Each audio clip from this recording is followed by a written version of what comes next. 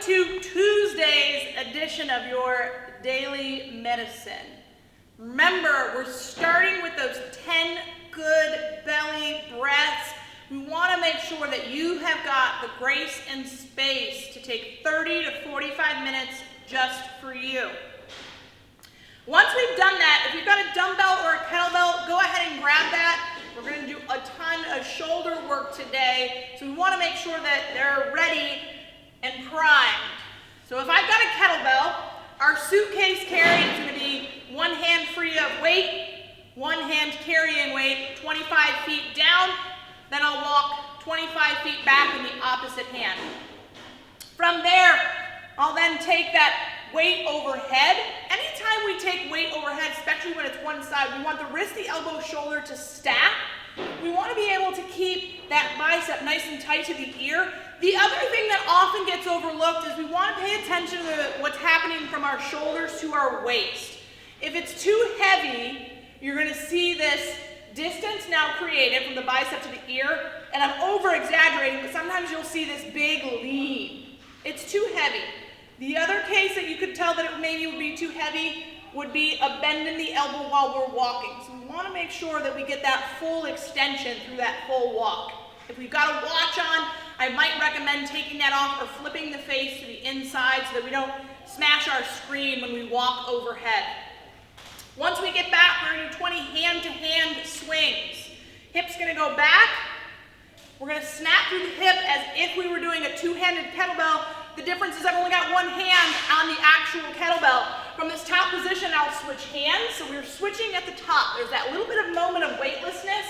20 total. The way this is counted would be 1, 2, 3, 4. So every time you switch the hands would be a rep with our hand-to-hand swing. Once we've done that, we're going to do that for 2 rounds.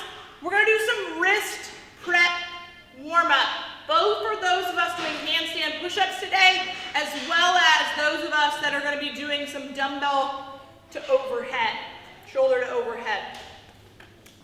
We're going to come down on all fours, and we're going to start with the fingers. So we're going to start with kind of the tips of the fingers on the ground, and then as we come down, we'll come down to the palms. So we're just getting a long stretch, 5 on each side for our wrist.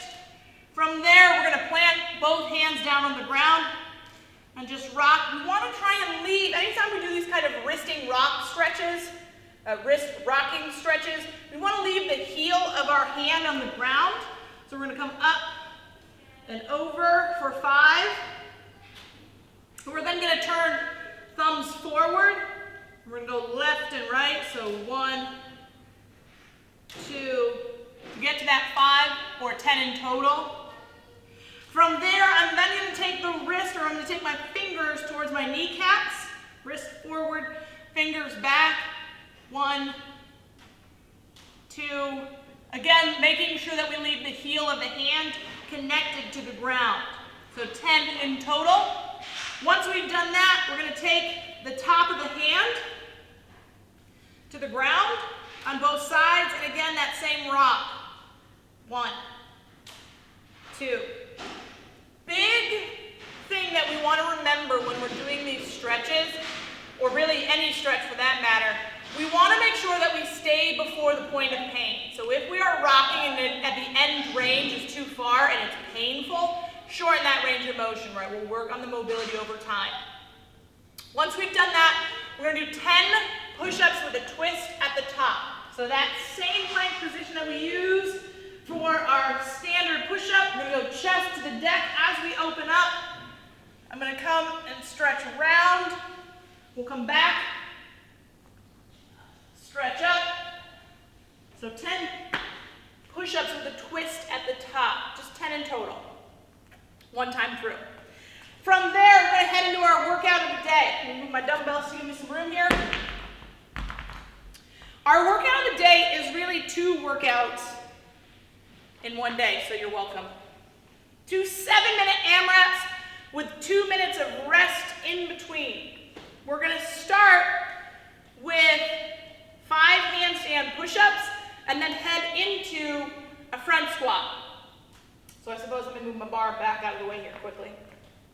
With our handstand push-up, technically an RX or as prescribed, as written handstand push-up would be my elbows fully locked out overhead, head physically touching the ground, back to full extension. Today I've got one ab mat out just so that I don't kill myself while demoing, but we would either want to raise up our hands or get rid of the ab mat should we want to do this as prescribed, or we're looking to kick up on the wall. And for today's workout, we can do strict or we can do kipping, where we rest on the head, we rest our hips on the wall, we come down into this kind of upside down thruster and drive through. So either one would work for today, unless we specifically tell you it has to be a strict handstand push-up, you can do either one. If we don't have a wall that we can kick on at home, or we don't have handstand push-ups yet, not a problem. We can do a piked handstand push-up, elevating our feet. I find the easiest way to get into this is to come from a planked position, having our feet then elevated. The closer I walk my hands towards my feet, the more difficult this becomes. As I head down and get my head all the way to the ground, as I grind up, I'm going to take nose to toes. So we can do a pike handstand push-up for those 5 reps. From there, we're going to pull our barbell out. Whew, it's humid today. For our front squats. We're going to have to clean the barbell up for that first front squat. So from this front rack position, goal with a front squat, guys, is to have the bar physically sitting on the shoulders. So we call this kind of a Frankenstein hold. It just helps reinforce where the bar should be placed. On top of the shoulders, touching the neck.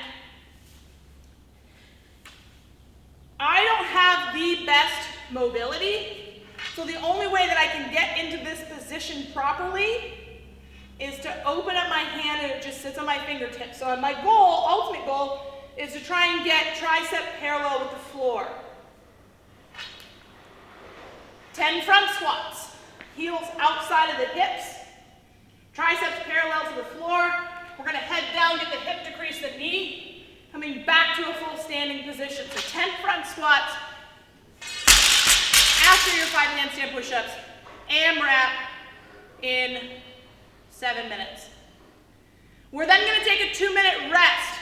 From there, we're going to head into 10 overhead lunges.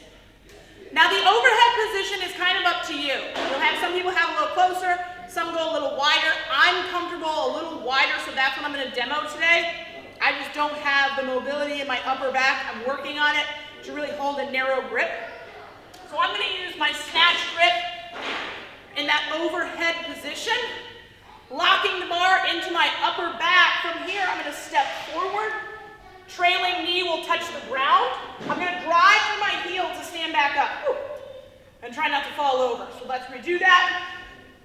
1, 2.